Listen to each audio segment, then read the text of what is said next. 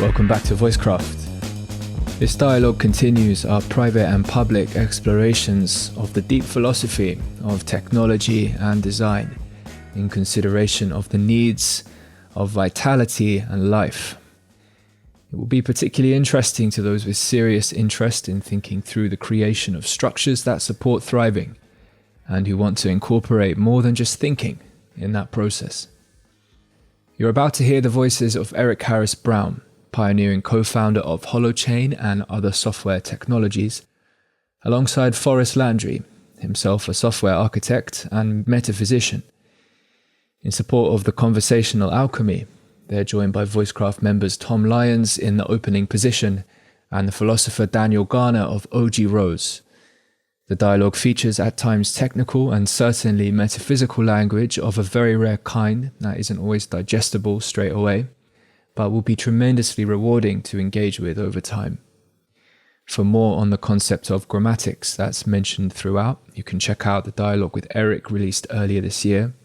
But for now, you can just think about the notion as an effort to point towards taking the way we design our context for communication with way more care than we usually do. Likewise, you'll find much more from Forrest, O.G. and Tom on this channel. Later, you'll hear Forrest bring to prominence the relationship between power, transaction, and care as an important conceptual framing. This was roundly explored in a conversation with political economist Michelle Bowens, as well as O.G. and Forrest Landry on episode 85 on Spotify and titled Value in Civilization 2 on YouTube. To learn more about the Voicecraft network, head on over to voicecraft.io/network. Here we go.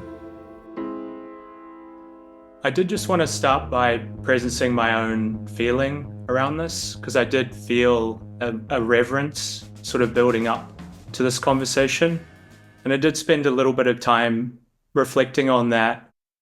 And I think it's many things, like there's many layers of context there, but maybe at the heart of it is just having access to a space where we can talk about, say, metaphysics, and then drop into like the experience of community, and then talk about the creation of technology kind of all in the same breath.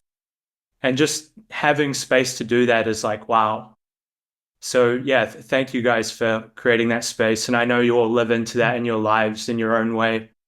And also, Tim kind of alluded to this, but I recognize that one really common thread between all of us is, I mean, there's many ways to frame it, but this commitment to vibrancy or aliveness in relationship to structure or technology and institution.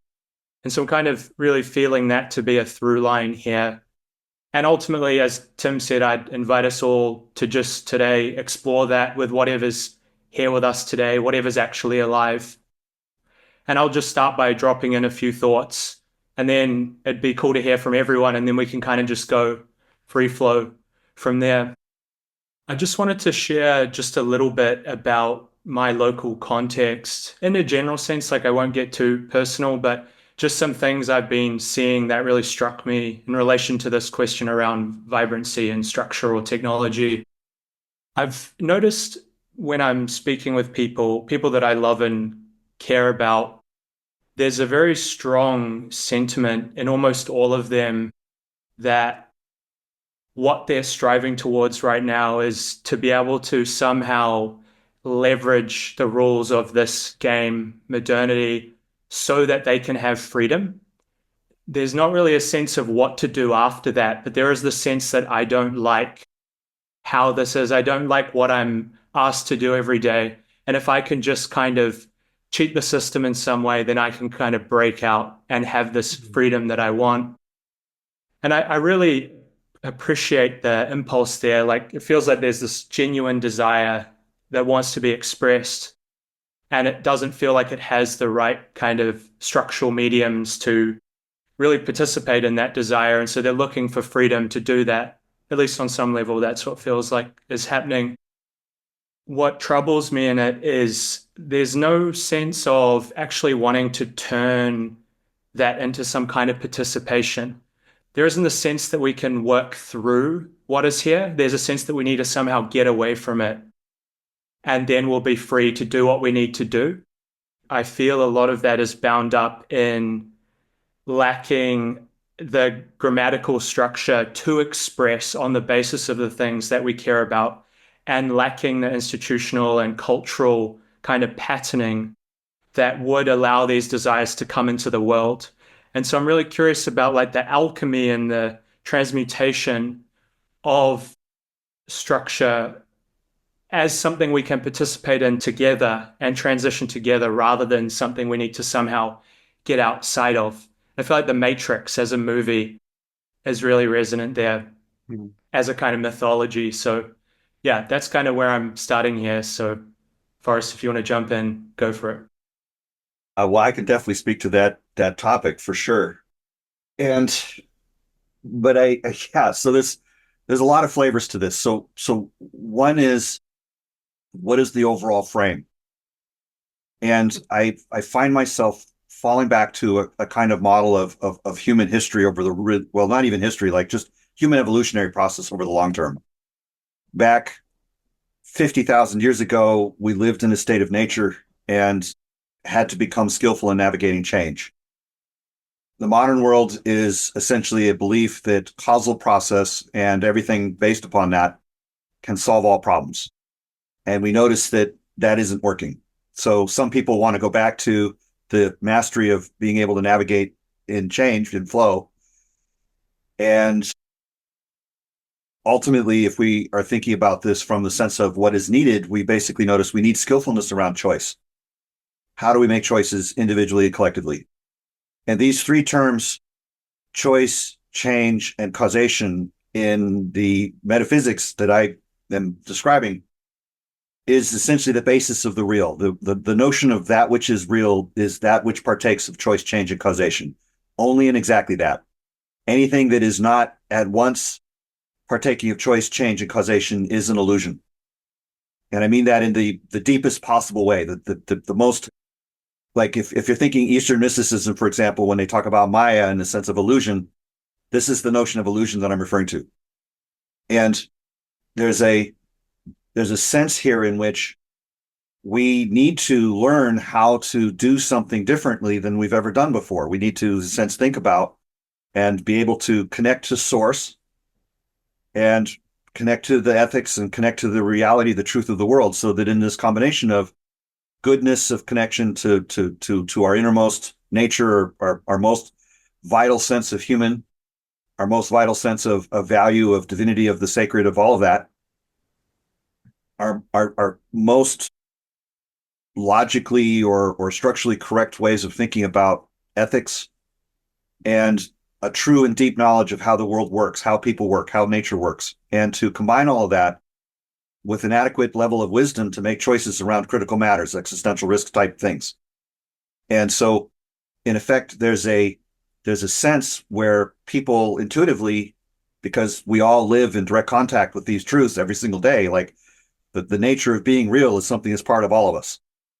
And so there's a sense in which we are entangled in these systems of causation, of bureaucracy, of institution, of ways of thinking that involve incentivization process and capitalism and socialism and all that kind of thing. And all of those systems, all of those archetypes of isms, ideologies and the ways that we think about how to solve problems in civilization, power grids, and so on, that those methodologies are all based upon a knowledge of causation. And science and technology, science is like the study of causation.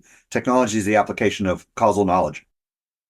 And that encompasses like all of what science and technology is about. But when we're thinking about making choices, when we're thinking about choice-making process, I notice as a metaphysicist that no matter how skillful you are with causation, it won't imply that you have any skillfulness with choice.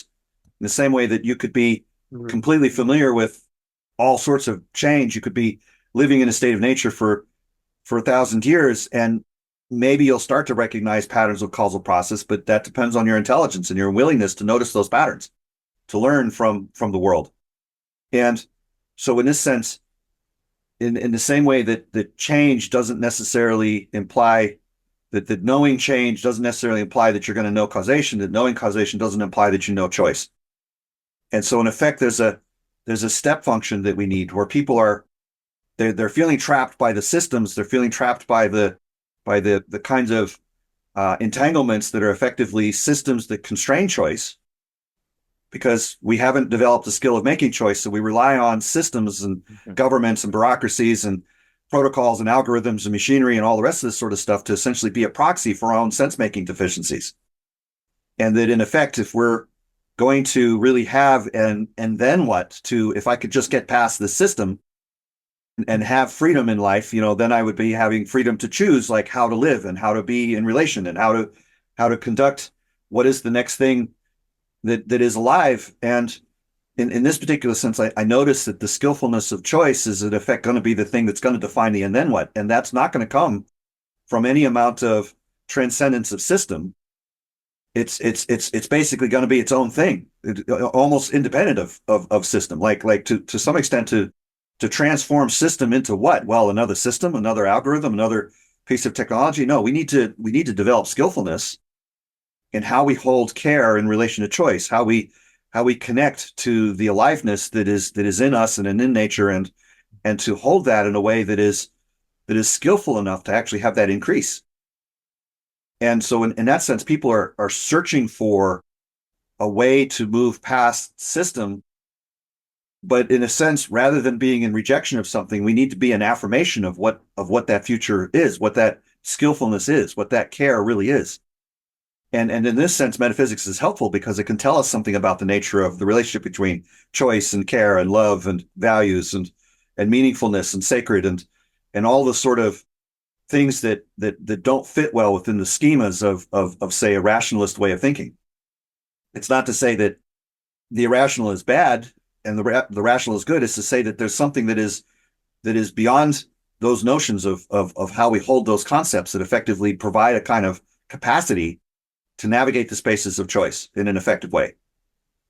And so, this would be, just part of a series of observations. This morning, I was literally in a conversation with another person where I was basically pointing out that, we currently use rules and laws and stuff like that and incentive programs to try to encourage people to be kinder with one another and to discourage people from being cruel to one another. And to some extent, it's like, well, you can try to use systems to do that, but ultimately, I would really want to encourage people to connect with what they really care about, so that they desire to be kind because they recognize that as being a valuable way to be, and that it's just generally more effective at living a healthy and vital life and being more alive in general. And so, in effect, it's not that I'm trying to create systems to create kindness; it's that I'm trying to connect to care in the deepest possible way and really surface that. Not that I'm telling people to care, it's that I'm helping them to notice the ways in which they already care, and then increasing the clarity and the skillfulness with which they're holding that care so that they can be in relationships that produce vitality and situations that produce vitality. And we don't have to overthrow anything to make that happen. It's mostly just, we just do it. And so in effect, it's rather than transcending the system or trying to change the system or even be in reaction to the system and all that, it's kind of like, yeah, I want to just put my eyes on the target and go forward rather than to be going away from something. Thank you for that, Forrest. It was lovely. So when you spoke of the water, and this came, I think, from just before the recording was turned on, the experience you spoke of, Forrest, of opening the flow of a water mill and hearing and feeling the power of that brought to mind an idea that Paul Kraffel, are you guys familiar with Paul Kraffel and the book Seeing Nature? Is highly worth reading. Okay. Yeah, Seeing Nature, or Shifting was the original title of the book. So one of the things he speaks of in that book is he speaks of the two powers. And one power is the power of aggregation, which is a flow where you have lots of aggregated water in the example flowing together. And there's so much power inside that kind of flow. But it's incredibly difficult to apply individual energy and effort in shifting that. If you want to shift large flows, you have to get huge tractors and dams and like the energy use that comes to that. Right. And the second power is the power of the way water flows underground that grows a meadow. And so there's something to me in the opening question that you asked, which was, or the framing that, not the framing, but the context you said about the people who you experience longing for freedom and that you feel like something is lacking. And what I noticed that the thing that was lacking to there for me was belonging. And my sense is that we live in a world where our eyes are always focused on the first power, where there is lots of concentrated energy, either literally visually, because you can see the waves crashing and you can see the destruction or the fires burning, and our attention is driven to that, and it will naturally go there because it's so dangerous. And so we're looking for freedom from that, but we also want to be able to control that first power. So we look for the things that you've referred to, the how can I game the system to gain control? How can I have my what do they call it? My passive income, my side hustle that earns me $1 million on Amazon, in those TikToks that you see, right? That's a real call to being able to engage with and control power number one. But the thing that I heard you speak to, Forrest, was how do we step back into living with into the second power? And so if you actually go and see what Paul Krappel does is he goes upstream to where he has leverage. And so you watch him, he's even got a little video. You can go look for Seeing Nature, or it's called The Upward Spiral. You can Google that on YouTube. And you watch him walk out into the rain and with a trowel go and just move a little water in a stream. And then you watch what happens over 2 years to the place where he does this and how much then grows up in that space because that was done. And so I hear you speaking to that, Forrest, and that really, like, for me, that is aliveness, is that shifting my awareness away from power number one to this second power. And then just to tie that back to the second part of it, which is the modern ways of thinking. And so your approach metaphysically, like for me, the almost the definition of modernity is the giving of individual agency and our feeling that we have agency in the world. And that's freedom. But belonging is about some other side where you don't have agency. You have responsibility, or you have connection that requires something of you, that removes you from your agency. And being able to be okay with that is super hard when what we know we need to get away from is the damage of the first power and also the power of the first power. So I guess I would offer that. And then I would ask a question. Forrest, you spoke also of the end. What did you say here? You said our awareness to causality through science and knowledge, like we're so caught up in that. And it is the rational that helps deduce that. There's something fascinating to me about not being irrational or rational, but what is transrationality? What sense can we open ourselves up to that is not a retreat, but is and also not a dropping of rationality, which is so important. But what is transrationality? I think there's an invitation for us into exploring and actually understanding an ontology and whatever else, a metaphysics of transrationality. It seems like that's part of the opportunity here. And that really seems like it lands into skillfulness of choice, right? Yeah. That's a beautiful phrase. I'm really curious about skillfulness of choice. Well, I would love to speak to that, but I want to invite Daniel to speak if he chooses to, or I can continue responding to Eric. Well, you're very kind, Mr. Landry. I'll give it to you because that's a tremendous question that Eric's putting up. I'll say only a few things. I appreciate both of your work very much. Eric, I know you talked about the idea of the rules of engagement, and we have to learn to create the rules of engagement, not just act within rules of engagement. I think that speaks very well to choice. But of course, if we are so long habituated to having our choice done for us, per se, by institutions and causation, then we atrophy that capacity. And in atrophying that capacity, then if you're open up the space of being able to make choice again, you may be overwhelmed or you may be anxious. Or I know also something else you mentioned, Eric, that I liked very much, is there's some sort of potential that is realized with the maximum amount of difference we can handle that doesn't slip over into deviance. Because when it slips into deviance, we have trouble.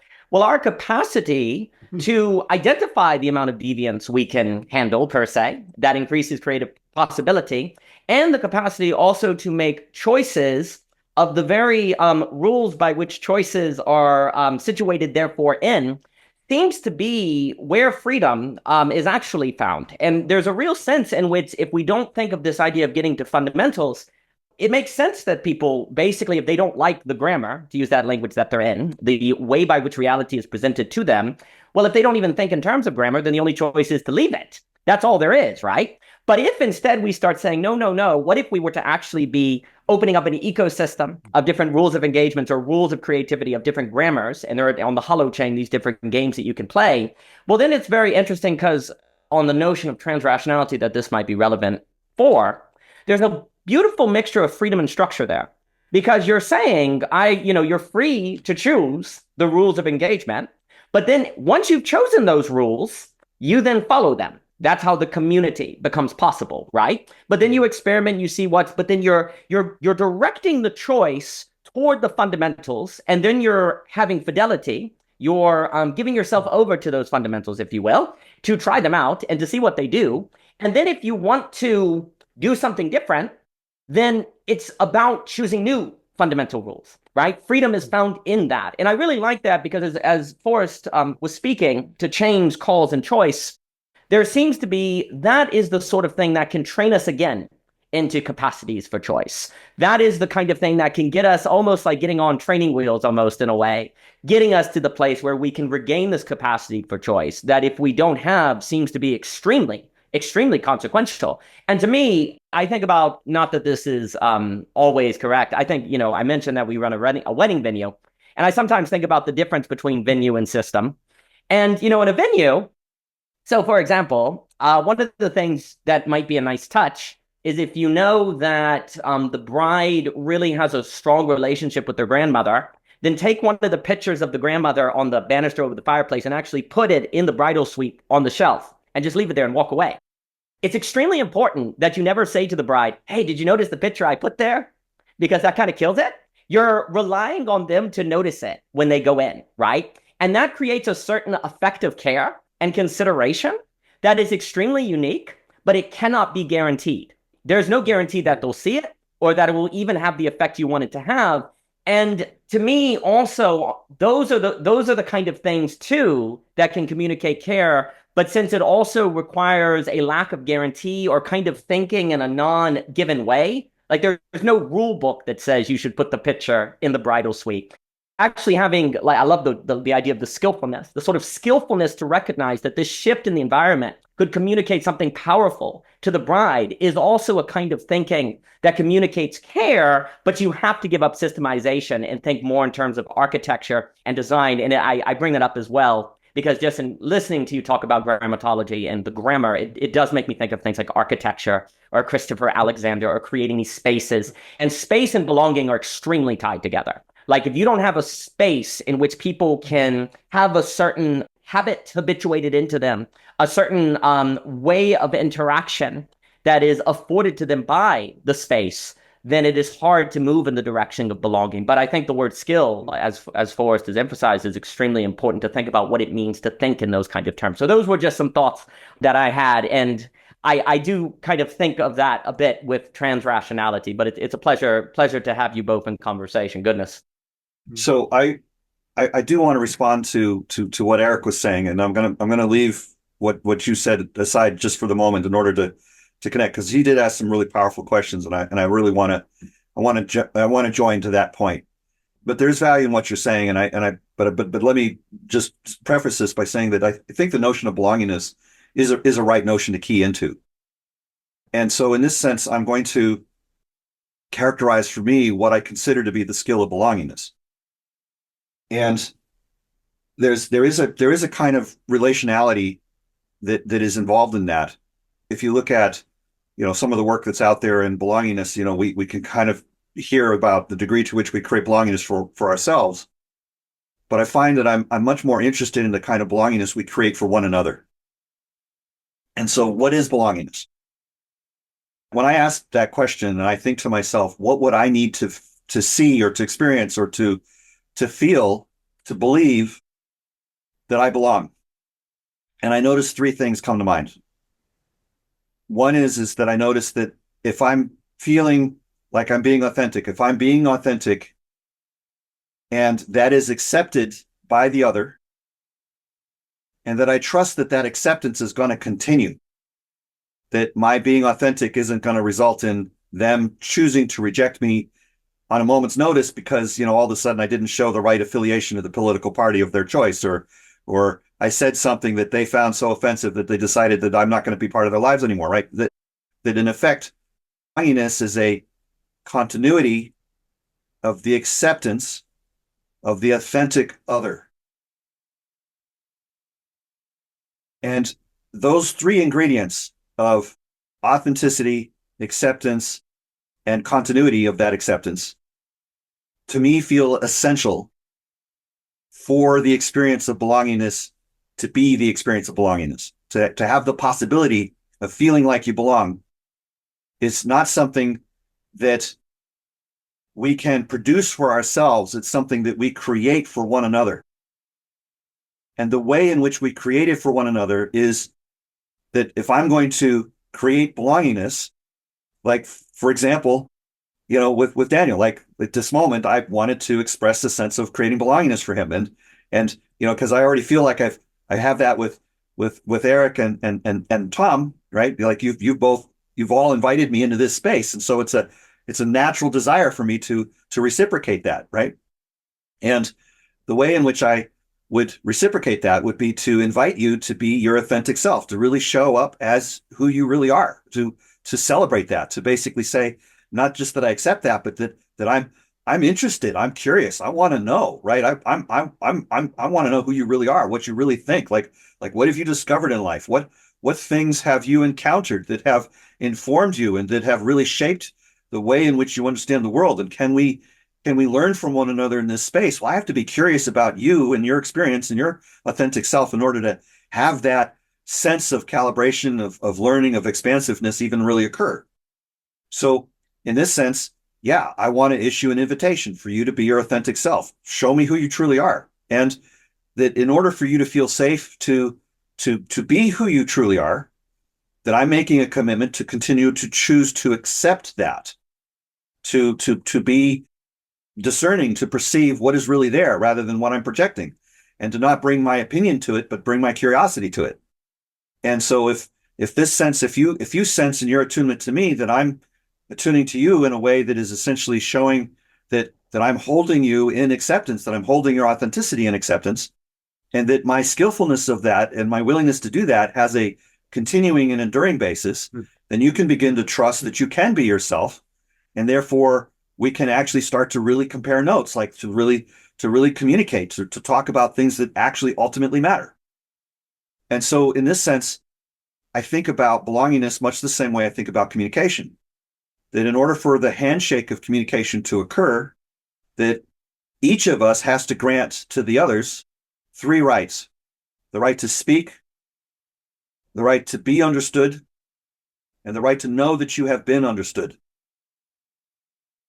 And that we can't demand these three rights from one another, but we can voluntarily give them to one another. And to the extent that we choose to give these three rights to one another, like I essentially issuing you a kind of invitation to speak, and in that I'm basically saying, hey, I'm making a commitment to seek to understand you, to really try to understand what you're saying, what you really mean, and then to try to find a way to show you that I've really heard what you're saying, and that this is a sense of the skillfulness of communication. When we each have these three things and we kind of do them with each other, that those six together is the handshake that makes communication. This is sort of the metaphysical essence of what is communication. When I think about the essence of what makes community, I notice this same sort of triple: belongingness, safety, and dignity. Right? Dignity is basically that not only am I saying, hey, I want you to be your authentic self, but my acceptance of that is essentially an affirmation of the dignity of who you are. Right? That your life has value and meaning in itself, intrinsically, just not based upon some number that's in a bank account, but based upon like just the sheer living that you're doing, the sheer engagement that you've had, the years that you've lived, and the experiences and the validity of the truth of the life that you are, right? So that sense of dignity and combined with a sense of safety in the sense of that that acceptance is real and that it's continuing, and that there's a kind of reliability and trustability in that holding of, I'm going to make a safe space for you. So, when Daniel was speaking to this notion of, that it's not just about, what are the rules. It's not about the specific, you've got a rule book that you follow and it says, hey, you should put this thing here so that the bride will feel this way. That feels like a kind of instrumentalization, right? Whereas really what we're saying is, no, I want to tune in. I want to notice what is really going on. I want to make choices that show that I care, and that I care about what you care about because you care about it. And therefore, that I care about you. And that in this sense, there's a kind of willingness to engage in that way. There's a skillfulness that is being held in the choice to be present, to essentially in that presence, to attune and to discern what is the space from which we're really going to move. And if I'm really skillful in the way in which I'm tuning in, I'm going to notice the kinds of things that will create belongingness. I'm going to notice the kinds of things that are going to create a sense of feeling understood. And I'm going to choose to engage in those actions, not because I view it as a constraint on my choice or my free will, but because I see it as a way in which we create thriving together. So in effect, it's kind of like I'm basically saying that my thriving is not just my personal thriving, it is our thriving. And that in order for the potentiality of our thriving to be manifest, that I'm going to therefore choose in a way that gives the maximum potential of our thriving. So in this sense, I'm going to take some what might seem from the outside to be constraints, but the constraints are actually enablements of an even deeper level of freedom. Our freedom as a community rather than my freedom as a person. Because, what the hell is the point? Like in effect, there's a sense in which the relationships are what matters. Like we don't make, like Habermas talked about this. He basically said, we don't make reason by ourselves. It's in our communicative actions with one another that we make sense together. And so in effect, the notion of reasonableness is what happens as a result of our communication processes, internally and externally. And that therefore communication is deeper than reason is. And that irrationality is what happens when you don't have communication, or you have some sort of transcendence of communication, perhaps. And so in this sense, the notion of the transrational is essentially to expand the scope of which communication is happening, so we can take in larger and larger levels of the truth of reality. And in the same sort of way, as we connect more on an interior dimension, if we become more in contact with the wholeness of our whole selves, then in a sense, the skillfulness with which we can hold care increases, because we begin to notice that the deeper I go into myself, the more that my care starts to line up with your care, and the kinds of things that you are holding as being meaningful in your life start to come into alignment with the things I'm holding in my life. So now I'm choosing from a deeper basis. And that those choices made from a deeper basis, treating the notion of the notion of self as a variable. It's like desire, like wants and needs are personal, but desire is transpersonal. It's between, right? The resolution of a need is from the inside. Needs originate from inside and get resolved inside. Like I need food, but food is only resolved when my body basically integrates it into the tissue of my body, right? Digestion is a thing that can only happen inside. I can't purchase digestion from the drugstore, right? That's an external process. It needs to be an internal process for it to work.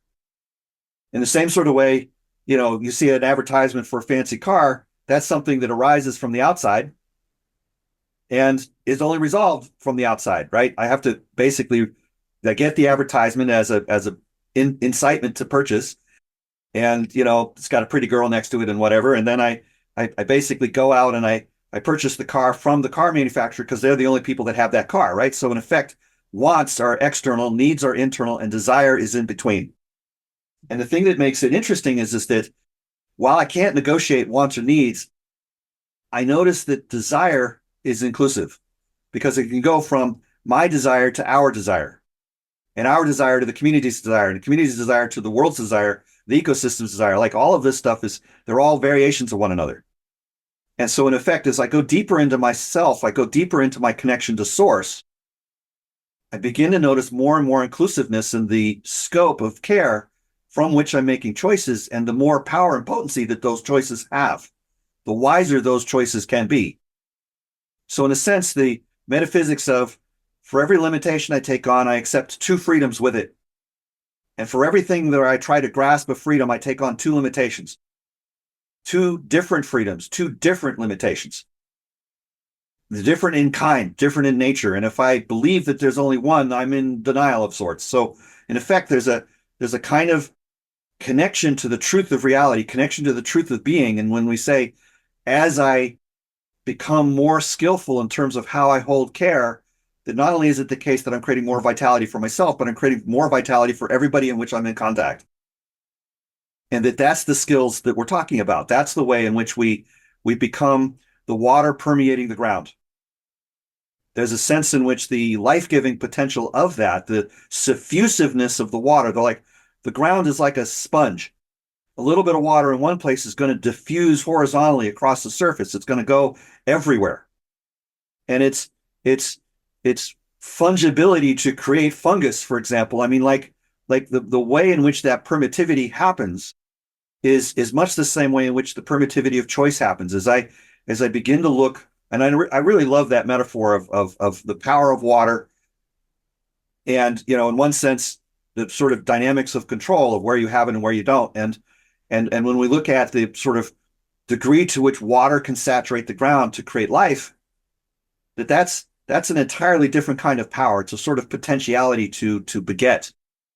And that in this sense, if we're looking to beget joy and beauty and goodness and truth, and we're looking to beget the kinds of things which are the sort of things that is, as people would say, the world we all want to be in, then in effect, I need to learn the skills of how to make the kinds of choices that beget that kind of outcome.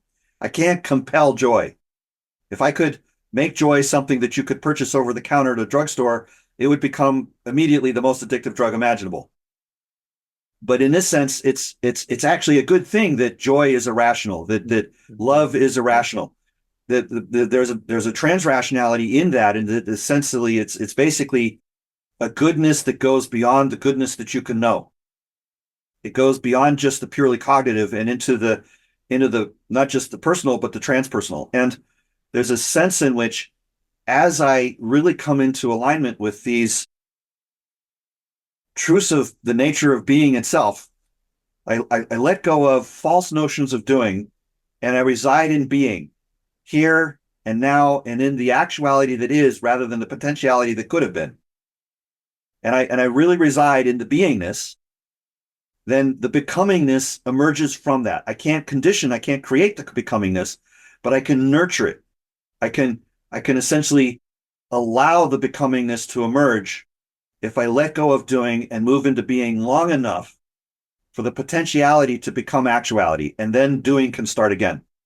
And so there's a sense in which do, be, and become is a triple in much the same way that there's three aspects of what it is that make belongingness, and three aspects of how we need to treat one another and treat one another's inner child. Like as adults, we tend to pretend that we can relate to one another as adults, but really, when we're playing together, we're each giving acceptance and acknowledgement and reality to the inner child of the other.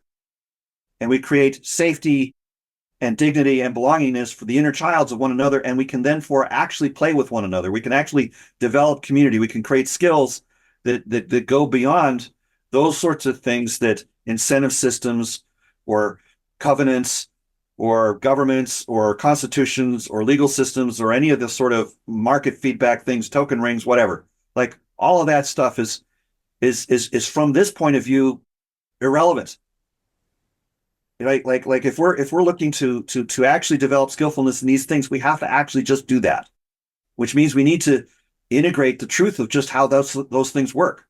So in this sense, I think the metaphysics of choice itself, of it being fundamentally invisible, like the water under the ground, and non-repeatable in the sense that every life is unique, every moment in time is unique. There's an inherent uniqueness to creation and creativity. So in the same sort of way that we notice that existence derives, that the causation derives from the notion of existence, that choice derives from the notion of creation. So therefore it is fundamentally invisible, fundamentally novel, fundamentally cooperative. And that's just the way it works. So in this sense, I'm basically advocating for a broader notion of process so that we can begin to be in right relationship to source, to the world, to the land, and to one another. And that's really what it's about. Thank you. So I'd like to offer, or maybe ask some questions. I'm not quite sure what they are in this. First, I want to, because I'm going backwards from what you said. Maybe I'll try to get back to the beginning, but I'll start from the end. So there's something about this. This is, Daniel, for you. It's about, you mentioned this notion of a space, a venue, and how critical that was. And you had that in the same voice or in the same breath as talking about what you did inside the space, which was, to me, you used the word care, putting the thing up there, but I'm connecting that to the word you used at the end here, Forrest, which was nurturance, because to me that felt like an act of nurturance inside a space. And I think the place where I would like to take this is, because you mentioned the term rules of engagement, but actually the way I think about it comes from a phrase of a friend of mine, Herman Wachter, who talks about spaces of engagement, not rules of engagement. He talks about spaces of engagement. And to me, that's a critical distinction. And like he works a lot in logistics and how things happen well because the space of engagement is really good. And the classic example of this is a roundabout instead of a stoplight. So a roundabout is a space of engagement in which people can actually very efficiently move through that space without being directed in that kind of rules way. Yeah. And it does your space, your skillfulness of choice is increased because you do that. It takes into account agency. It talks a lot about what you were just pointing to, Forrest. And but the place where I want to take this now is maybe to do a little bit of telling you a little bit of where I'm coming from in my work, and see how this dovetails into how you're talking about this metaphysically. And so for me, the thing that's really interesting at this deepest level is this notion of grammatics, which is that which is partially specified but not fully specified, that allows us, as in any template, allows us to create particulars from the template. And so that's what a grammar is linguistically, where we know what a subject, a noun, a verb is. That's what Alexander's pattern languages are about. They give you some portion and then help you specify it. And but I look at all of reality through this notion of grammatics. To me, chemistry is a grammatic capacity in which you have electron valences expressing into being instances of that grammar. And organisms are similarly a grammatic capacity in which our biological beings are expressed into being through that grammatics. And so for me, what's at the bottom of this is it feels like all novelty, all new substantial change that happens in the universe happens when there's the arrival of a new grammatic capacity. Life, chemistry, culture, that comes from the arrival of language as a grammatic capacity. Software systems, these are all different levels of power of grammatical systems that show up that make possible new types of expressions living. And out of grammatics also is what evolution comes out of. Evolution is fitness functions inside a specific grammar. And these things evolve outside there because there is a grammar. So evolution exists because there is a grammar in which you can have expressions of some type evolve, whether that's mimetic, biological, or anything else. And so the place that I want to get back to with this is, and this is the work, is sort of digitally, what I've been working towards is, what is the grammatics that allows you to express into being grammars? Because those grammars create a space of engagement in which to play. And so somehow this, I'm not quite exactly sure how this goes, but I'm trying to bring it back to what you were saying, Forrest, which is the skillfulness in which we can bring into being new spaces of engagement, because they're rules of the game that we go to play by. You spoke to the play. So we adopt by pure choice. He who must play cannot play, if you've read Finite and Infinite Games, right? That's the same thing, where play comes from absolute choice, but and Daniel, what you spoke to is you bind yourself to that choice to play. to be able to do the play. And then the thing is, do we then have the capacity to play with the rules as we keep going? And then socially, how do we really take this and express into being a language, a grammatics in which to keep expressing into being many, many more of these, rather than having to live with the one that we've just been slapped with, which is, interest-based debt-bearing currencies, which run absolutely the whole shebang. But there is no real good grammatics in which to talk about currency design, as much as you might want to think that issuing a new Dogecoin is such a thing. No, that's not quite what it is yet. But yeah, I'm also really touched by your associating the notion of water with choice, its invisibility, its novelness, and its fundamental nature of cooperativeness. It's fundamentally cooperative. And I think that is somehow related to these notions of the space of engagement and chromatic capacities and the capacity to create chromatic capacities. I was especially delighted to be thinking to myself, oh, I have to mention this book, Finite and Infinite Games, and then have you quoted literally within 2 seconds of my thinking that. The inquiry that you're asking can be reflected in that context. So finite and infinite games is a pair of concepts out of what is a triple of concepts. So the question that you're asking is, what is the third whole?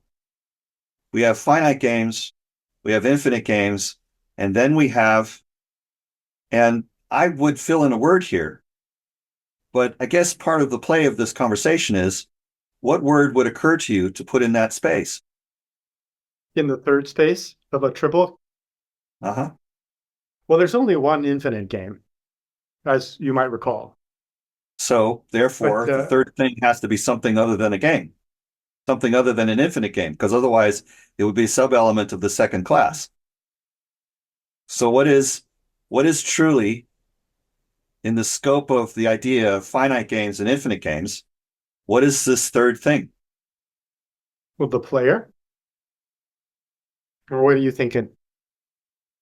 Well, bear in mind that games as a process of engagement between players or between players and an environment, right? So part of what you're asking is, in the dynamic between content and context, right? Like, what is the context in which we shape behavior, and what facilities or what dynamics emerge from that context?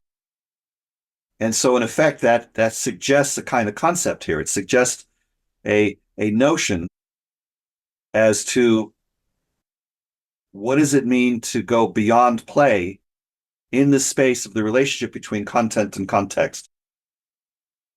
So that's the nature of the question. Now, at this particular point, in order for me to respond to the question, I have to decide whether it's worth it to eclipse your reflection or to essentially allow that to be the reflection. And so in this case, I guess, I'm gonna leave it up to the tiebreakers. Tom and Daniel, what do you think?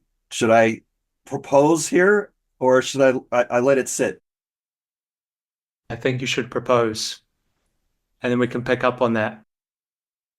Okay, we got one vote. Got two more to go. I mean, I'm thinking about beauty. I mean, I'm always big on beauty that actually has this sort of changing of the entire frame in which you are operating, in which the categories are also lost between the players of game, and you're just in this kind of orbiting thing. But that's just something that comes to mind with me. Would you therefore associate the notion of goodness and the notion of truth? So truth would probably be bound to finite games, and goodness would probably be found to The infinite games. So whatever is the answer for would be beautiful. The category would be characterized by beauty. And I agree with that. Notion that I would propose is in that space. So that's a good observation. Eric, what would you like me to do? Oh, I'm so curious to know what you think, but I also really like the idea of playing around in here for a little while and seeing what happens inside it. And I'm grateful for goodness, truth, and beauty. I'm really grateful for that notion being brought forward. And I'm also really grateful for talking about content and context, because in the work that I'm doing in Holochain, right, part of the whole point of that bit of technology is to say that you can never divorce content from context. And so That's right. therefore you go beyond a world which is data centric, which is our current world, into a world which is we called agent centric, but it's really experience centric because you bind provenance and context with any bit of data because there is no such thing as data by itself. There's only an That's right. experiencer, whether that be a thermostat or a person having typed something. And so now I'm like, okay, cool. What else did we miss, or what else is necessary in the binding? I think you have a lot in that, like what you were just saying, right? So the relationship between content and context is neither content nor context. Mm-hmm. Because if the relationship between content and context was an element of the context, then you'd still have the need for a relationship between content and context that was not that. And same for content. So not only do I agree with your inseparability, there's no such thing as content without context, Right. and no such thing as context without content. And moreover than that, if I'm going to really play with you here, for every content, there's always at least two contexts. And for every context, there's always at least two contents. But the relationship between content and context is itself neither content nor context. So it's always three. Yep. Right? So in this sense, we're giving a justification for why we might think that there would be a need for us to have a third category beyond games that are finite and games that are infinite.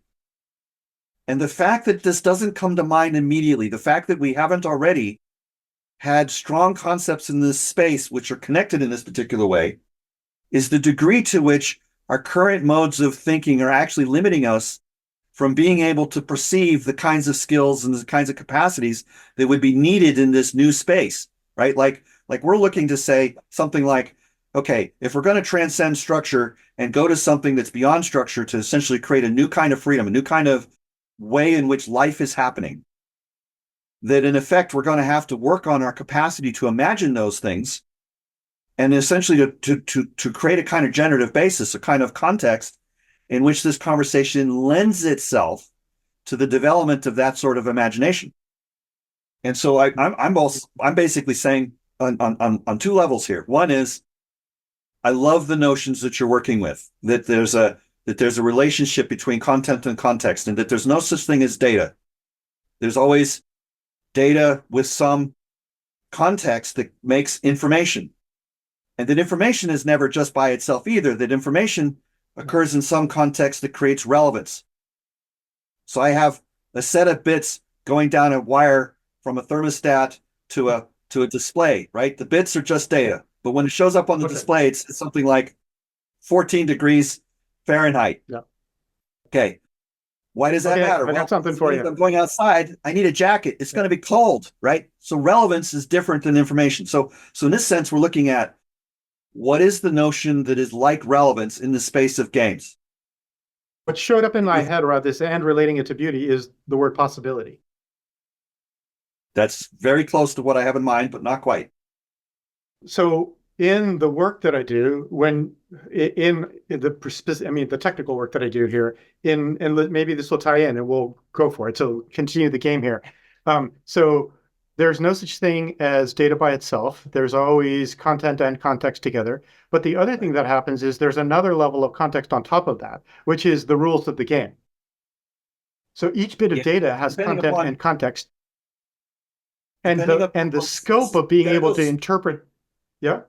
Go slow here, because I notice you're making an assumption, and that assumption will mislead you if you stay with it. So I'm basically at this point saying, yes, there are two contexts, but the pinning relationship with the outer context isn't necessarily the same in all three rotations.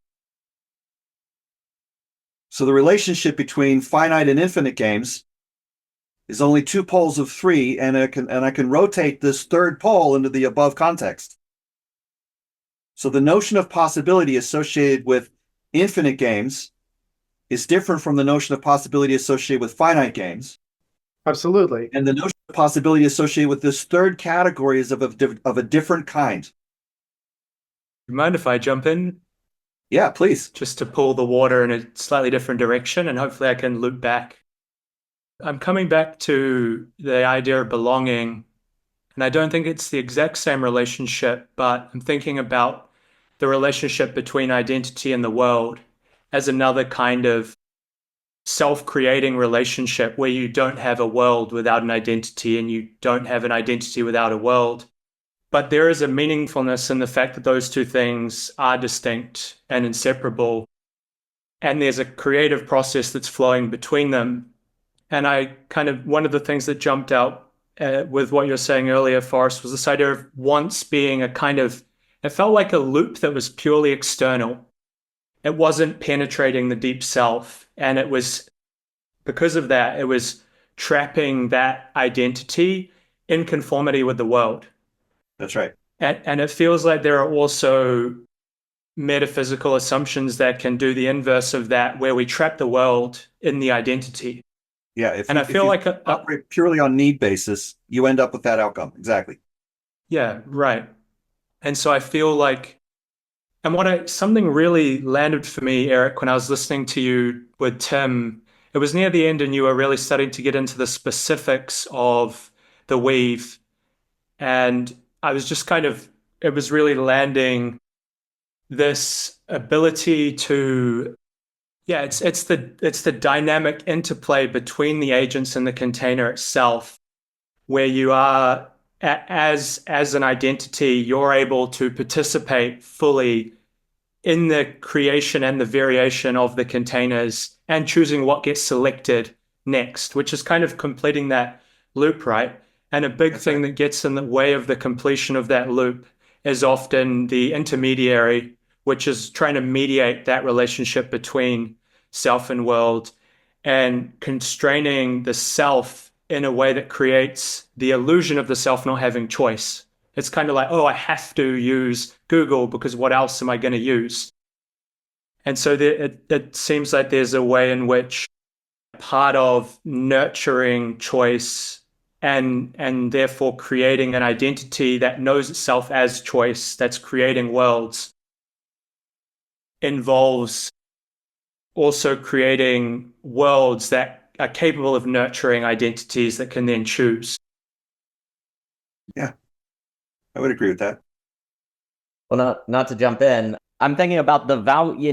Value is a tricky word, but the very value of playing itself has to be the relation itself between the player and the game. There's some sort of valuing that has to be there, that there's a relation between the players and that of which would make them even engage in the game. And there's some sort of interior space that they have to have that they are attuned with, because you said the term tune in when you were speaking. I think this is a very important phrase for belonging in a lot of these different things. Like there is some sort of, you can only play a game that you forget yourself in, that you're really tuned into. And there's something about an infinite game that you can kind of get to that point of tuning in and attunement because you're so much in it and value it so much that it almost becomes the role playing in a kind of deeper sense. And I associate that too with beauty, because there's something about beauty of a certain self-forgetfulness, but not in an amnesiac way, but in an excessive way, a certain fullness way. And there's something of where, as well, that's when we talk about belonging, I think often it's that sort of experience that we're looking for. And what's so interesting with that, because I love the images, is something that also with the rushing water or the water that is under the soil. It's so interesting because I guess as I was speaking, isn't it funny that like rushing water can't make something grow? Like rushing water would kill things or wash it away, right? It's only when the rushing water settles that then maybe something it brings along can grow, right? Well, there's salmon and there's fish. They do pretty well. True. I guess I had seeds in mind. So fair enough. Certainly, right. But that's where it seems like it's trans-rational, where you have to bring the rational with it, because there's also a life in it, where the rushing potential is also very, very good. Let's add but that idea... Third category Sure. of water is the water that is in the clouds, that's in the air, that has not yet fallen to the ground. Okay? Sure. It's even more invisible than the water that is in the ground, although you can see the clouds and sometimes you can see the ground is damp. So it's not perfectly invisible. But, again, if we're extending the metaphor, there's a sense in which there is a kind of play that is not play, that transcends play. And you've both, Tom and yourself, Daniel, have both spoken to this. And Eric, you've also spoken to it. There's a sense in which we're making a distinction between play and work. Mhm. What is the difference between play and work? The essential difference. Again, as a metaphysicist, I'm asking a question that I already know the answer to. So in effect, it's a little unfair, but it's an invitation to think about what it is the thing that basically makes something play versus something that is productive in the sense of work. Back in the beginning when Eric was talking, he was mentioning something about, hey, when we create belongingness with one another, there's a kind of responsibility. There's a kind of willingness to join into something larger than oneself. And on one hand, that can feel like a limitation, but on the other hand, it creates a kind of freedom. So we're looking at the relationship between freedom and limitation, between these notions of work and play, the various kinds of work, the various kinds of play, and why those interact with one another in certain ways so that we can develop skillfulness in terms of how we hold care, how we create contexts that facilitate an increase in the dynamics of imagination that are vital enough for us to essentially work with to create even more vitality. I mean, not to jump in again, I mean, I associate play with the end being contained in of itself, whereas work has something to somewhere. So, and I also just wanted to note, I love the spaces of engagement. I think it's a fantastic phrase. And how do we create spaces of engagement that make the end be what is there, what is present, not something external to it? So that's one difference that comes to mind for me. Well, that's the critical difference, right? Is that if it's play, you want to be able to experiment with things and not have it be consequential. But with work, you want it to be consequential. Somebody is depending upon what you do. And it's the fact of that dependence that makes it meaningful to them. And therefore, the work that you do is meaningful work to the degree that other people are depending on you to do it. So in a sense, when we're looking at the interrelational aspect of desire, for example, as opposed to want and need, we're noticing that it's considered in the notion of meaningfulness, meaningful work, right? When we think about play, it's not so much that it's about meaningfulness as it is the value of it is in the sense that we learn something. We develop capacities, we create skills that at some point we would use those skills because other people around us are depending on us to have those skills. This is part of what it means to be an adult. So in effect, there's a sense in which, we're looking at the third element being a kind of work rather than a kind of play. And Tom, you actually spoke to this directly, and you mentioned it, and I don't know that you noticed that you actually named the thing. It's design. The third element between finite games and infinite games is design. And design is a kind of thing that there is a dependence. There's a consequentiality to that. It creates the spaces within which the notion of finite games evolve their potentiality. And so in effect, there's a sense in which there is a kind of conditional relationship. Whereas in the first two cases, when we're talking about play, we're talking about a non-conditional relationship. Still an important one, because learning is a kind of meta-conditionalization, right? Like I basically, if I'm in a collaborative process, we're in a kind of learning process that we could potentially use to create something that matters to other people, like design of a product, for example, right? In this particular sense, I think we need to sort of look at the essential distinctions. The essential distinction between work and play gives us a way of thinking about why design would be characterized in terms of meaningful beauty, right? Like an elegant design is a design that in a very straightforward, very clear way creates affordances for our interactions that have a vitality generating aspect. Not just it's enjoyable, but that it has a nurturing component inherent in its nature. It begets something new. It creates beyond itself, and it creates in a way that other people can rely on and trust, even though that creation is itself invisible and non-repeatable and it's cooperative. Like there's a sense in which we learn to trust the irrational, we learn to trust the ineffable, and that becomes essentially the transrational logic of how we get from where we are to where we need to be. Causation can't do this for us. We need a new technique. And it's not even a technique per se, it's a kind of motion of mind through the hyperspace of possibility. So in this sense, yeah, go ahead. I mean, I like right what you're saying right here. You must have read G. Spencer Brown's Laws of Form. I Have know of you? it. Yeah. Yeah. Yeah. Well, because that's the thing he says, and it's like the most important thing when I was introduced to it was in the appendix, and he says the skill that matters is bearing something in mind, which Imagination. is that's what you're speaking to. You Yeah. just hold something in mind until something happens, rather than actually having. I don't know. It just struck me very strongly when you said that. Well, there's two levels that I'm speaking to. One is the ability to imagine and therefore to manifest, but also the ability to increase the flexibility of one's imagination.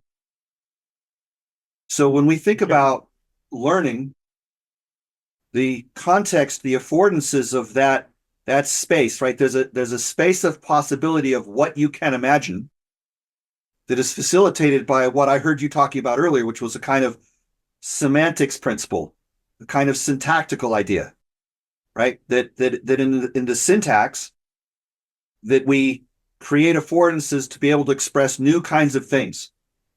Yeah. And so in this sense, I'm basically talking about what are the kinds of dynamics that increase the flexibility of imagination. There's an affordance creating aspect to that. There's a design of skill for facilitating imaginative skill. Yeah. But this is exactly what I'm talking about. That for me, the thing that I'm most curious for is that grammatics, something that understands the dimensionality of the space of grammatics so that we can express grammatics into being, which is, to me, a translation of what you said into my language. But I want to ask you a question because you said you saw me making an assumption, and I would really that I would really like to know what assumption it was. This is when I was trying to describe the difference between, or the third thing that shows up as content and context, as in content and context would be binding together the content of a particular, in the case of the data systems, we're doing a particular expression inside of a game, or the rules of the engagement inside that space. And when I said that, you said I was making an assumption, and I'd love to know what assumption you detected me making. When I and this is maybe part of the way I was hearing it, but the construct that I heard you speak to was Yeah. content, then context, content within context, and then another context that was essentially embedding the first context in the same way that the context that was the first context was embedding content. And then I noticed that you were pinning a particular kind of archetypal structure in that second context. And the thing is that it was like the rules by which we create rules. And the thing is that I was noticing that there was a kind of omniscient framing. There was a kind of sense of holding the notion of rules as essentially a primary concept rather than a derived concept. So in this particular sense, in the language that I would use, I was basically saying, I noticed that in the space of the transcendence, you're holding omniscience where you need to be holding immanence. Yeah, I read your stuff on that, and I still don't get your three categories clearly. So maybe we would have to go through that again here, or we should do that in some other space. I don't know what's most useful to the Actually, group this here. is really relevant right here. Okay, great. Because it's part and parcel of what we're talking about overall. There is this triple: perceived, perceiver, and perceiving. Perceived, perceiver, and perceiving are distinct, inseparable, and non-interchangeable concepts. Everywhere there is one, the other two must occur. Then we can ask, is it the case that perceiving can perceive perceiving? That is a Boolean question. Yes or no? If you look at it, if you examine that, you'll discover that perception cannot perceive perception. The nature of electromagnetism, which is the mediation of perception, is fundamentally linear composable, which essentially means light passes through light without consequence. Therefore, perception cannot perceive perception. Two laser beams can go through one another, two waves can pass through one another. The wave nature of light basically makes them intercompositional. So therefore, perception can perceive neither perception nor the perceiver. It can only perceive that which is perceivable, the perceived. So in this sense, of the three things that are, only 1/3 of which is actually an object that can be perceived. Therefore, of the things that are thinkable, if perception and thinking are essentially isomorphs of one another, and there's a way to show that, then in effect we can say that we can only think about the things which are thinkable. But that only accounts for 1/3 of all that is actually.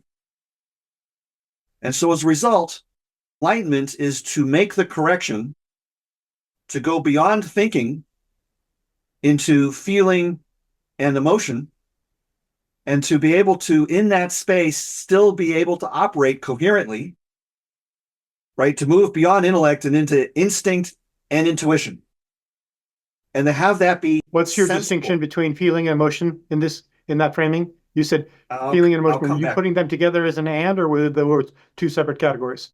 Two separate categories. Okay, one has to do with flow of energy, the other has to do with quality. Feeling is the direction and intensity of flow, and feeling is like the color of the energy that is flowing. It's the quality. Wait, you said feeling twice. Or did I hear feeling twice? Well, you said feeling was direction and intensity, and emotion? No. Emotion is direction and intensity. So thought is form, feeling is quality, and emotion is intensity. Three factors can be varied distinctly. So in this sense, again, they are distinct, inseparable, non-interchangeable. But I want to go back to the perceiver, perceiving, because in this sense, if we notice that thinking can only think things that are thinkable, and I need to work in spaces which are beyond that, right? Like if I need to be able to imagine that which is unimaginable to me currently, then I need to be able to operate in a space beyond imagination, beyond that which can be visualized. And so in effect, there's a sense in which when we're talking about the immanent, the omniscient, the transcendent, we're talking about modes of perception. When I'm in the transcendent, I'm in the mode of the perception of the perceiver. When I'm in the immanent, I'm in the mode of perception, which is the perceiving. And when I'm in the omniscient, I'm in the mode of perception of that which is perceivable. And these are distinct, inseparable, and non-interchangeable modes, and they have a certain flow and dynamic between them. There's a sense in which if I'm describing it from a point of view of theory, I'm going to say the immanent is more fundamental than the omniscient and the transcendent, i.e., perception as a process is more fundamental than the perceiver or the perceived. If I'm talking about process rather than theory, I notice that a class of perception precedes an instance of that which is perceived, and a class of that which is perceived is prior to an instance of that which is the perceiver, and a class of that which is the perceiver precedes an instance of perception.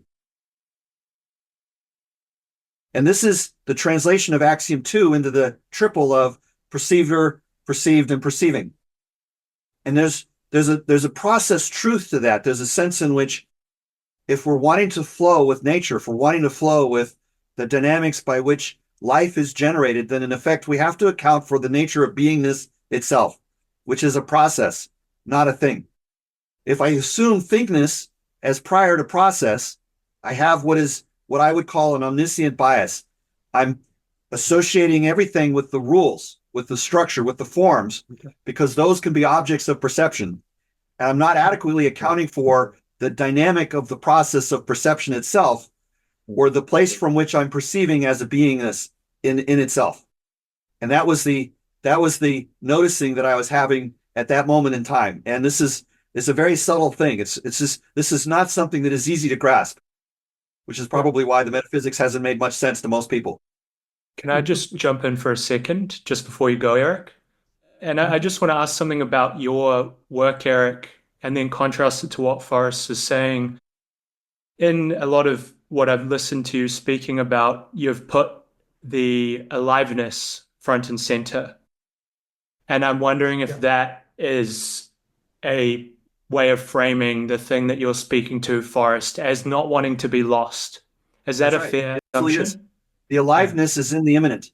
It's the notion of aliveness is coming from the transcendent and moving into the immanent, and it's realized in the immanent.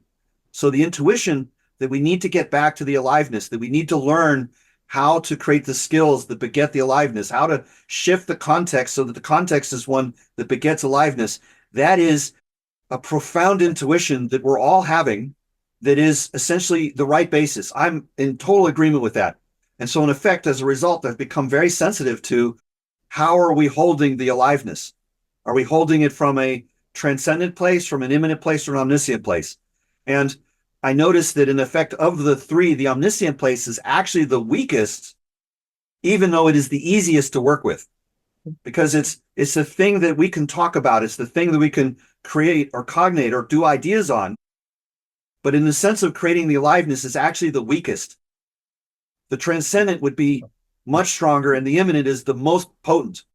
But that's in a sense basically saying reality is real, and of course that's the most potent. But if I need to beget reality, I need to start with creation, and creation is wicked hard to talk about because it's invisible. It is not an object. It's not even a process. It's an aspect of process, and moreover than that, it's fundamentally novel every time. So there's no constancy of which I can speak. It's like the Tao. It's that which you point to is no longer it. What I just noticed is I noticed the second power here again. You're pointing right back to this makes total sense to me, that the omniscient is the visible, it's the form, the perceivable. Right. So as you're using the word form, I get it. And so, of course, that's where we're going to focus our energy on, which is why that I brought that in at the very, very beginning. Yeah. Because it's almost impossible not to. The consequences are too high. And Exactly. yet that which happens underneath the ground in the second power, it makes a lot of sense. I hear you now with this notion of the perceiving being starting at the beginning. And so I'm trying to tie this in, because of course all the work we are doing is grasping at how to land something in the world that we currently live in, and some adjacent possible, and pulling from sources you call of trying to figure things out. So I hear the assumption that you saw that I was making, and I'm curious if I was or I'm not here. So in the work, right, in the actual code, the system that we developed, you can create rules of the game. Yes. And what those rules of the game are for is in a distributed system to be able to have basically a non-captured space that you can play in, because you can validate what game we're all playing with. I know if you made a chess move or not. You don't have to have somebody in the middle to do that, because we both started by saying we're going to play chess.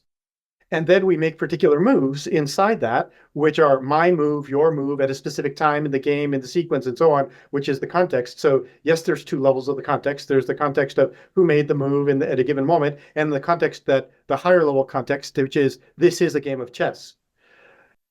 And it feels to me, so I'm now trying to understand, where does the perceiving fit into that as a real systems design point, and like creating a grammar and a grammatic capacity for being able to be in this kind of conversation and land tooling and forms in the world that live into this, which speaks to me to this other level of we're in a spiral of, we have some kind of awareness that comes to us because we have a metaphysics, or we have direct perception of it at a Zen retreat that we go to. And then we come back into the world and we have to pay our mortgage, because those are the embodied forms that we live in that erase the consciousness that was just raised.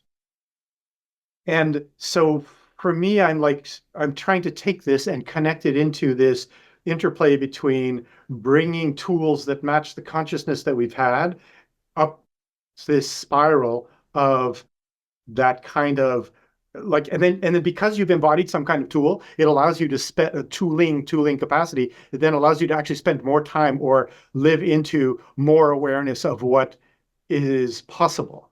So I'm just saying that as a context for how we did a bunch of the work originally and where that shows up. And I'm really wanting to get to what is, and maybe it's not there. Maybe it's in the fact of even the doing of this. I don't know where that gets embodied into or reflected into the embodied systems that we work with, such that we can then play that game more effectively. I can speak to that, but it's Daniel's turn. I want to make sure he has a chance. You're very kind. I mean, everything as you were speaking, it did make me think. Owen Barfield has that idea where when we refer to things, we end up in idolatry because there are not things, there are just relations and processes. And it makes me think too, which came to mind listening to Eric at Voicecraft, a thinker I love, Alfred Korbosky. He wrote a book called Science and Sanity. And the line out of it I think about a lot is where he makes the point that if we were still using Roman numerals, modern mathematics, modern physics would actually not be possible, actually. That the limits of thought actually does depend on the symbolic structure that you are using to think through, right? And what Korbosky is warning, which I think speaks to the point that has been made so well, is that we were trapped. He critiques Aristotelian logic. A is A. He refers to identification as almost a kind of mind virus, where we think we can identify things. And this actually is a mistake that's going to lead to mental illness. Mass mental illness, actually, is going to occur. Because things don't really exist. And what he means by that is what you're saying, Forrest, that I think is spot on. And I think it also just speaks to Eric's point, is that, the other point to it as well, is if collectively we are trapped in what is equivalent to Roman numerals to deal with, say, ecology, economics, belonging, and so forth, then we're doomed, basically, would be Alfred's point. And we have to get to the ability to actually think about the grammar by which we are thinking in. And if we cannot do that, then you end up like a mouse in the Kafka story of a little hallway where you're stuck going down a hole. You see the trap up ahead, but it doesn't matter because you can't turn around, because the idea of turning around is not allowed to you by the symbolic by which you are trapped in. The only thing the thought that was coming to mind as well is it's hard for us to have belonging in a world where we don't feel like anyone is designing anything for anyone else. There is a profound feeling of belonging when you go into a community and there are things that are just there, like that are there, that the people who made them didn't know who would use them or didn't even know all the possibilities that would be there. And yet these people made them and they're there. And there's also that idea, I think the word is, I should know this word, palima, maybe Palima, and it's a certain gratitude for things that exist beyond you. Like it's a mode of being grateful for things that are beyond you. And I think belonging will be very difficult if you like the idea of design, if you don't have design thinking. And there's something profoundly transrational about design, because as you're making a space, what in a sense is invisible, that is not there, is all of the things that space can incubate, of which are possible because of that space, right? There is a transcendent, there's a set of possibilities that are not included in the original design of the space, that are nevertheless afforded by that space, that the creator trusts in those possibilities and gives them to other people to enjoy and gives them to other people to be there. And there's something very powerful when you go into a public space, like I think about, downtown, for example, there's this lovely water park that the kids love. And it creates this kind of magic of community because this was built for whoever wants it. And the people who made it, the very fact that people would care to do that, communicate something that seemingly cannot be communicated any other way than to design and create these spaces that are then given to other people, which then I think the power of that is it does invite the consideration of a different grammar than the logic of commerce. People can actually do things for reasons beyond the mode of exchange of commodity or capital, et cetera, so forth, right? What other modes of exchange might be possible? And what might I be possible of if I started thinking about activities that I could do where I create things that other people can come in and feel was designed for them? And I think that that sort of idea of it is going to be very difficult for us to find belonging in a world where we don't feel like people are designing things for other people is extremely problematic. But then, of course, even thinking that becomes difficult if we're stuck in a grammar of simply doing things for, say, money or doing things for your own personal customization. We think about our own personal customization, not designing things that people can enter and experience a kind of care that is seemingly only afforded in those kind of spaces. And so then we lose sight of the possibility of even doing that because we don't experience it. And so then it doesn't occur to us that we can do that for one another. And you get this terrible enclosure that sets in that I think leads to some of the insanity that Korbowski is talking about. But I appreciate all the points that have been made. Thanks for saying that, Forrest. What I want to, just I want to jump in because you actually clarified for me what this thing was. So we have the content, we have the context, we have, which is a particular expression in a particular game, and then you have the rules of the game. But that's not the point. The point is that there's a meta context that lets you express rules of the game, and that's the type of tooling that I've been trying to build. Because then you've got a third level on top of that, which is the space which opens up the possibility of design. Because you have a grammar in which you can create rules of the game, in which there will be content that is contextual. So let's now fine tune that, right? So yeah. Yes, and connecting what you're saying with what Daniel's saying, right? So what Daniel pointed out, which I really liked, and thank you, Daniel, for doing this, is that there are times where we do things that is just truly a gift. The town gave to the community this park, and there's no transactionalism involved. There's no power thing involved. There's no statement, like a big statue that basically says, oh, how great are we? It's more, we just want to make a beautiful place for people to enjoy. And moreover than that, we want that to be a space in which community emerges because people are having fun with one another. They're enjoying the interactions. So the triple that comes up in this connection for me is care, transaction, power. When I'm saying care, I'm basically saying something like what love is, right?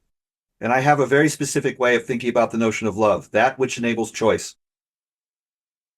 So in this sense, the care of another person is basically, I know them, I love them, and how I express that love is through the care, through the action of enabling their choices, enabling them to thrive, enabling them to be themselves, to be authentic, to realize their dreams, to become the most beautiful being that they can possibly be, to fulfill the goodness and the truth and the beauty of themselves and their ultimate wildness.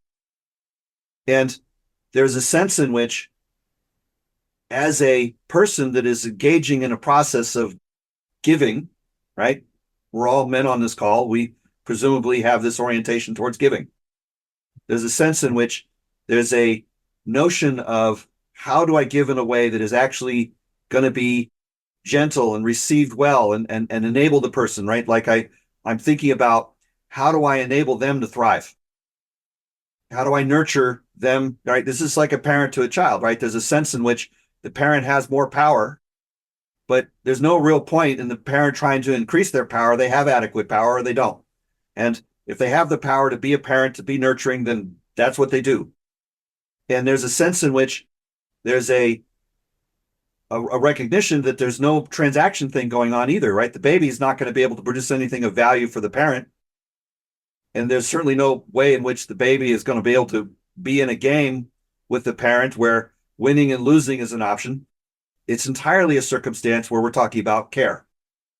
And this notion of developing skillfulness in the space of care is a bit like, how we design a park or how we design a gift, right? How we choose whether to put the picture in which picture it's going to be, right? For the marriage thing, right? So there's a sense in which what we're looking at here is a notion of relationship that is not defined in terms of power and not defined in terms of transaction, but is actually defined in terms of care. And so we want to be, first of all, recognizing that these are different categories and to be discerning about which one is which, because if we're engaged in a relationship with another person and we think that it's about care, but to them it's actually about transaction, then in effect what happens is that I just have miscalibrated how I'm engaged in that relationship. They're trying to negotiate and I'm just trying to give stuff away. At the end of it, I'll be giving, and at the and I hope that I have no expectations of receiving anything, because that's not going to happen. But what worse is if I'm engaged in a relationship that I think is about care, but the other person's actually trying to have an agenda, trying to make something happen. Like if I think about games in the traditional sense, like a game of chess, for example, right? It is entirely an exercise of skill, entirely an exercise of power. I compel the other person to lose the game. Whereas if it's an infinite game, it's not so much about compelling the other person so much as it's more of a process of exchange. Like I create something for you, you create something for me, right? And maybe we get to continue playing if we do this creation such a way that it keeps creating affordances for more play.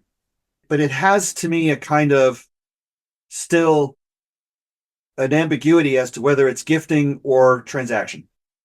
Whereas when I'm doing design, it's entirely about gift. I'm basically creating a space that I may or may not myself be a part of. I'm planting a tree under which the shade I may never sit. And so there's a sense in which what I'm describing here is first of all a kind of way of thinking of getting our categories straight and distinguishing between the skill of power, the skill of transaction, and the skill of care. And then through that to start creating affordances in the space of care. And so in effect, we're talking about the potential to increase potential rather than the actuality to shape reality. Right? Like if we think about how do we engage with the real, well, that's going to be in change and causation. But if I think about how to engage in the nature of enablement, I'm thinking about potentiality. If I'm trying to engage with potentiality, I'm thinking about choice. And so in effect, yes, there's a reciprocal relationship between the actuality and the potentiality.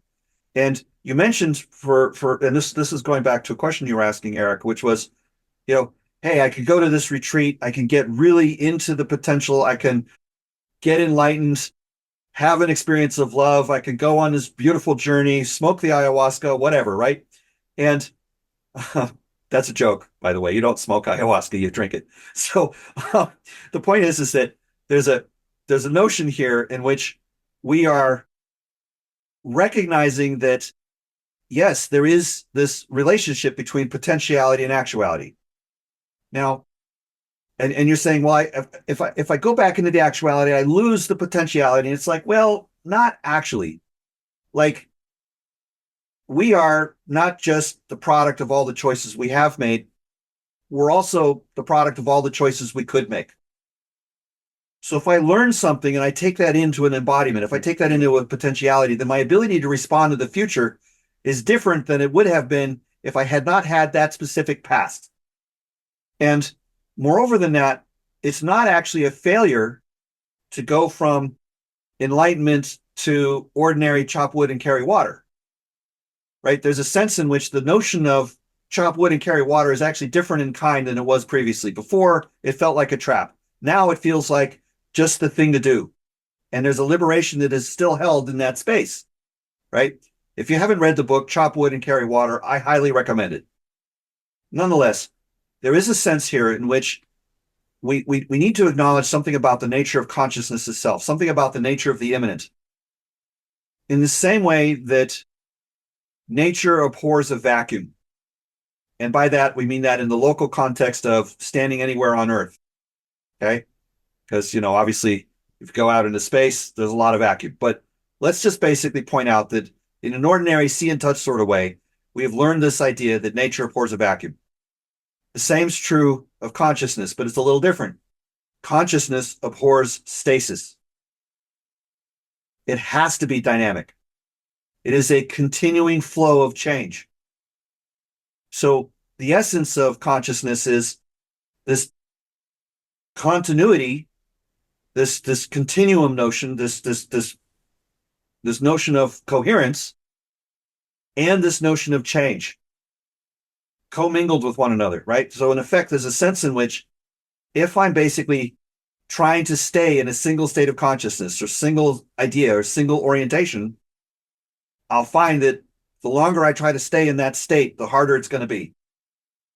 So in effect, we're wanting there to be a sort of swing back and forth between actuality and potentiality. I want actuality to beget more potentiality and potentiality to beget more actuality. And moreover than that, there's actually three poles. It's not just actuality and potentiality. There's this third thing, which I'm going to call repose. Right? If actuality is doing, then repose would be being, and potentiality becomes becoming. So in effect, there's a sense in which the consciousness that we're holding is going to move between three states, right? It's not just waking in some sort of enlightenment weekend exercise and then going back to Monday, working at the office. There's this thing in between, which is called sleep, right? There's for every way in which we have waking, like there's two ways in which we have waking, we have a sleeping. And there's a sense in which the sleeping is just as important as whatever it is that you do during the waking. And the consciousness is going to want to move through these three states, right? Potential oriented, repose, actuality oriented, repose, or some variation of those flows, right? There's going to be essentially an optimum flow of those three states, but it's always going to be changing regardless. If you try to compel it to go to one place, it's going to want to move to one of those other states for sure. If you block one, it'll go to the other. So in this sense, I noticed that in the relationship between, like you mentioned, what I call semantics, right? The sort of rules of the game. That's like the semantics. But as a linguist, I noticed there's two other concepts. There's statements and there's syntax. Statement is like the smallest unit of meaning, and its inner structure is defined by syntax, and its external relationships are defined by semantics. And if I don't have all three, no communication, no language. So in this sense, if I'm wanting to shape the way the syntax is going on, I can create some degrees of affordance. But if I also shape the way in which the semantics works, I will create a different kind of affordance than I can do with the syntax. If I create a way in which the notion of statement is being held, the unit of meaning itself, then that's yet a different shaping of the affordances that are created by that language. So as a language designer, I'm thinking about all three aspects, not just the syntax, but also the statement form, the statement process, rather, the process of making statements, and the implied semantics that go with it. And as a language, not just evolver, but as a person who has played around with wholly created languages, just, in my spare time as an idle curiosity, there's a sense in which there's a kind of delight in exploring how to create languages, how to create new software languages, new spoken languages. It's not just rules of the game. It's what are the ways in which we can create gifts for one another in these spaces rather than to compel a certain thing to happen, like in code, or to, create a world like, World of Warcraft or something where, you have these affordances of being able to do magic in this space. It's that when we're looking at these things, we're looking at not just, what is the code or what is the text, but what is the song? What is the way in which we can create vitality and new joy and new nurturing of the process by which relationship itself comes alive, by which we deepen the connection between ego and source, self and world, and oneself and other self. Three connections. Notice these things of threes run through it. I'm basically just going to make a claim. The idea of foundational triplication is like a real deal. Sorry to interrupt, but I'm just looking at our time, and it would be good to let Kyle and Tim jump in and say some words before we land. So Great, I just finished anyways. Yeah, okay, awesome. Yeah, thank you for that. That was very clear. And Eric and Daniel, I'll ask Tim and Kyle to turn the video on again. And Daniel and Eric, if you have any final thoughts as well. Yeah, nice. I'll add our videos back on. But while I do that, maybe Daniel or Eric share some closing remarks. And Tom, actually, as well. Daniel, you look like you want to speak. Well, I'm happy to speak. I don't know where the time goes. It's a delight. Like we said, we do need to have the porch where we can all have tea, or go to the local diner afterwards or something. So no, I think what you're saying there, Forrest, on the aided to the, so bringing these things together. Some terms that come to mind for me in just language that I use. We have to move to thinking more in terms of preparation versus planning. Preparation I associate with skills and abilities for the unexpected. We have to move from prediction to handling surprise. We tend to design our lives to avoid surprise. Actually, we need to design our life to handle surprise. We need to value improvisation versus necessary outcome. Like the funny thing is, you can do things to get better at surprise. It's just that by definitions, the things you can do to be better for surprise, which is where surprise is very close to the source, are things that you don't know when you will use, and you can always wonder if you're wasting your time, right? That's one of the issues. Like, some of the most important things we have to do as human beings are precisely those things that if we do, we'll wonder why we're doing them. But that's precisely evidence that they're not quantifiable, systemizable, and therefore are closer to the source. But there's a certain courage and confidence that comes from that, which then I think to the question of belonging, if we are around people who help us be confident in those activities, then we will feel belonging. We do not have a society, if you will, where it is easy to find people that will make you confident in those kind of focuses, right? In fact, you tend to find people that will be like, you're wasting your time.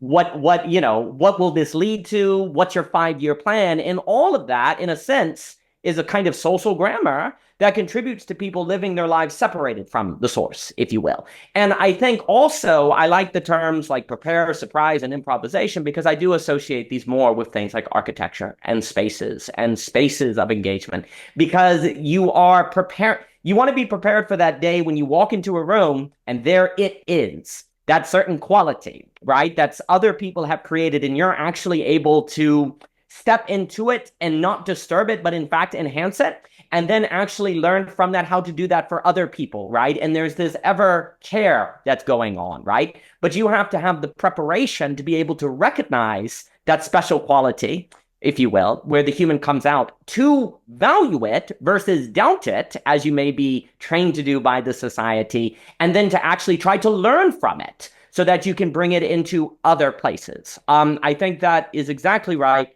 And I think that is an example of, like you said, where you feel potential increasing. You feel actuality. Surprise is a place of when actuality surprises you, it can't be reduced to a stagnant image, because actuality is alive, dang it. And that, I think, starts moving you in the direction that by which we can have our humanity extended versus replaced by our tools and our grammars. So those were thoughts that came to mind. Love it. I don't have any closing remarks. I have some closing feelings, maybe. I feel grateful. I have a lot of gratitude to playing with the ideas and listening to the ideas that you brought forestry. I keep calling you forestry instead of forest, but maybe that's because it's a verb rather than, or not quite a verb.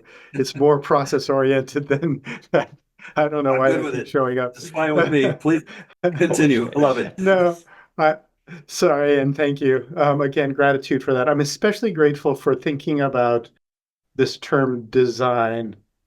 It's been very interesting in my work recently. I've begun to work with a designer. And I've never done that. I've just done a lot of, like, in software user interfaces, and so and the kind of joy that I'm getting out of that is. And that may not be the exact version of what you're talking about, but it lands very strongly for me. There's gratitude in that. Yeah. How do you distinguish between omniscient design and transcendent design? The design you specifically are interested in is transcendent design, which is a little different than what most engineers do. Yeah, I get it. Okay. I think I get it. I'm part of also what I'm grateful for is the amount of not getting it that I've had in this time, which is a good feeling for me. I appreciate that as well. And And Daniel, thank you also for the listening and what you bring into the conversation and the energy of it. It's just absolutely beautiful.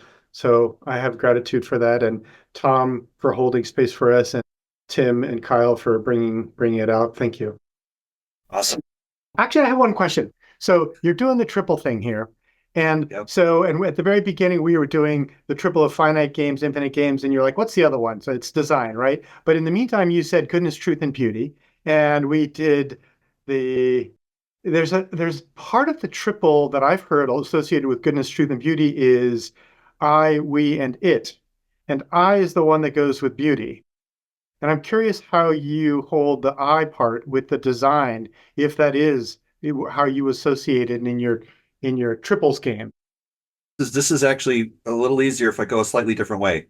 If I think about connection to from surface self to deep self to divinity, basically, I think about it in terms of goodness. If I think about relationship to from self to world, I think about it in terms of truth. If I think about relationship between self and other, I think about it in terms of beauty. So how would you, in the connection from Wait, one more self, time, just repeat it. So it's self, deepening of self, goodness, deepening of relationship to world, truth, deepening of relationship to other, beauty.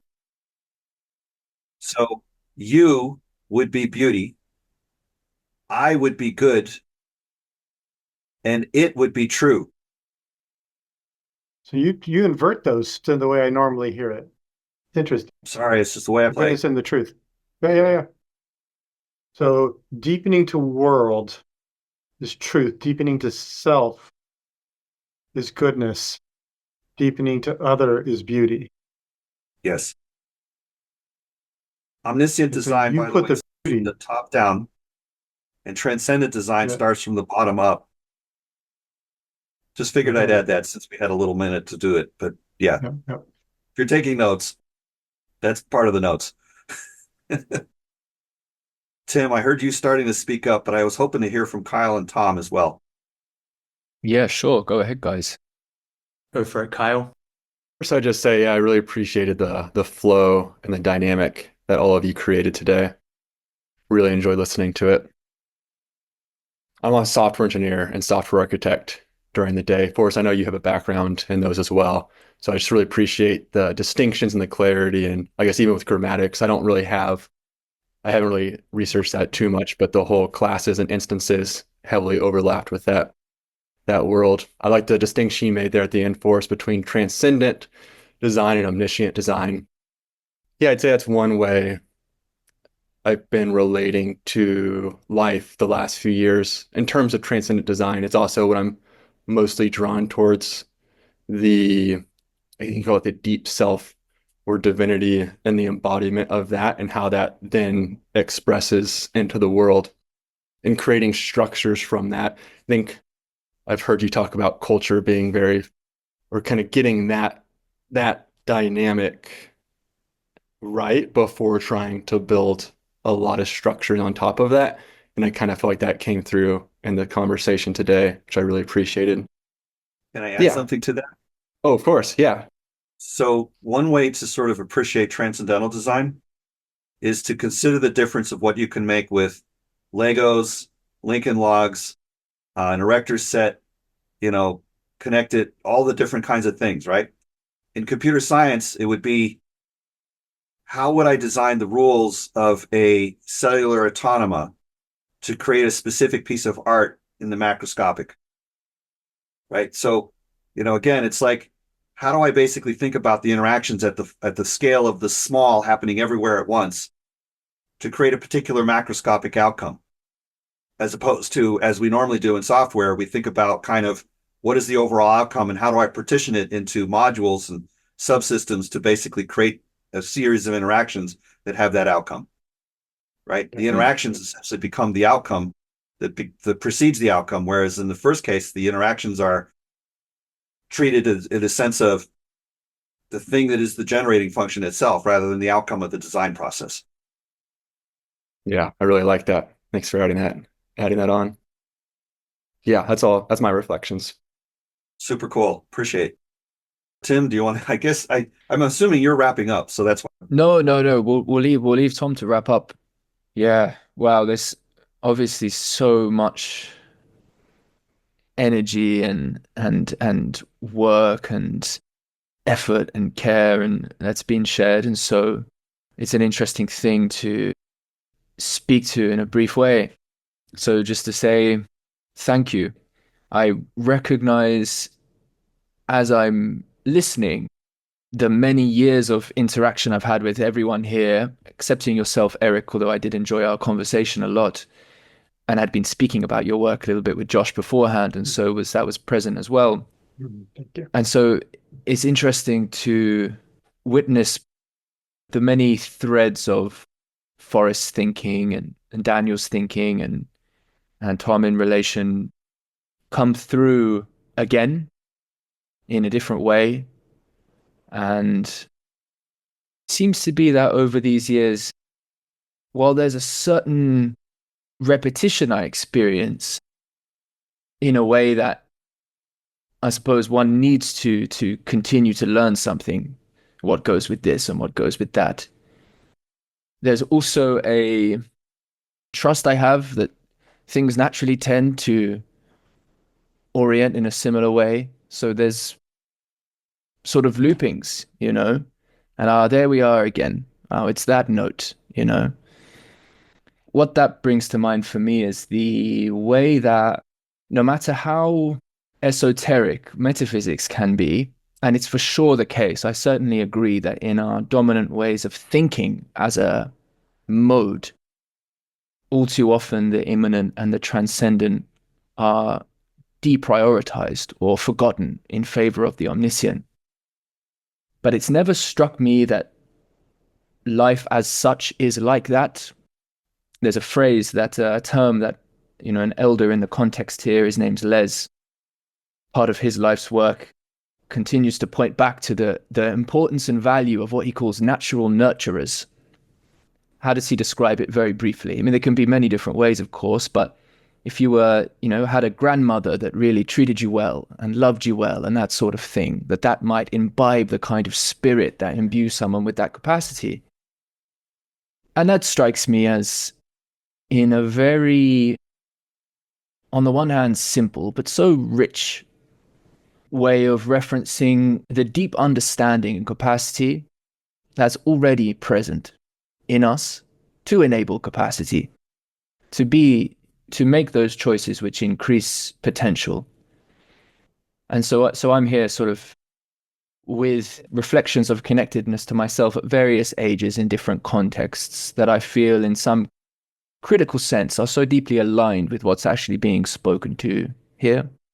And certainly I find myself to be most of the time in touch with this whole effort in a way I find strengthening and nourishing. And anyway, so thank you all. That's my effort. Add a little reflection there.